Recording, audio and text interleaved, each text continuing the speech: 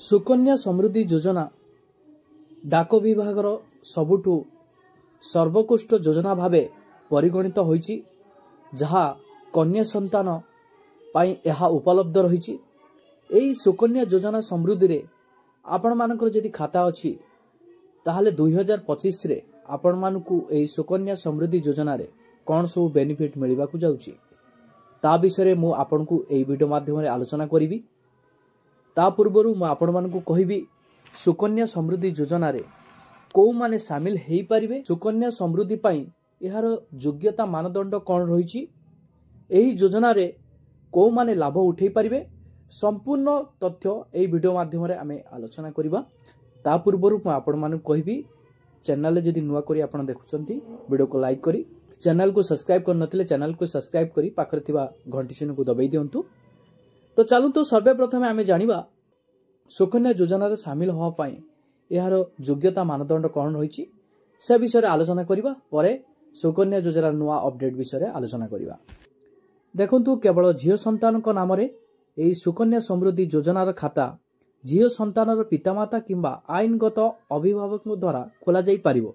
जेउ झियो संतान को नाम रे खाता खोला जिवो तांको बयस 10 वर्ष रु कम हेतिबो।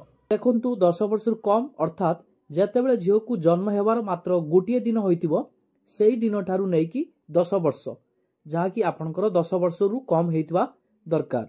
एही 10 वर्ष रे केबे भी झियो ना रे एही सुकन्या खाता खोला जाई पारिबो। 10 वर्ष एक दिन होइतिले भी खाता खोला जाई पारिबो नाही। देखंतु जणे झियो पाई केवल गोटिए खाता ही खोली पारिबे। गोटिए परिवार माने जणे अभिभावक केवल तांकर सर्वाधिक 2टी झियो ना रे एही सुकन्या खाताटी खोली पारिबे। सुकन्या खाता रे अभिभावक वर्ष को अति कम रे 250 टंका किंबा सर्वाधिक 1.5 लाख टंका जमा करि पारिबे। सुकन्या योजना रे 15 वर्ष पाई टंका जमा करबा को पड़िबो एवं 21 वर्ष परे टंका जायकी मिलिबो।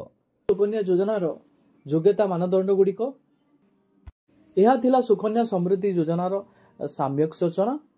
जदि आपण माने एही क्राइटेरिया भितरे जाउचंती ताहाले आपण सुकन्या योजना रे शामिल हेई केंद्र सरकार को तरफ रु अनेक सारा फायदा उठे पारिबे।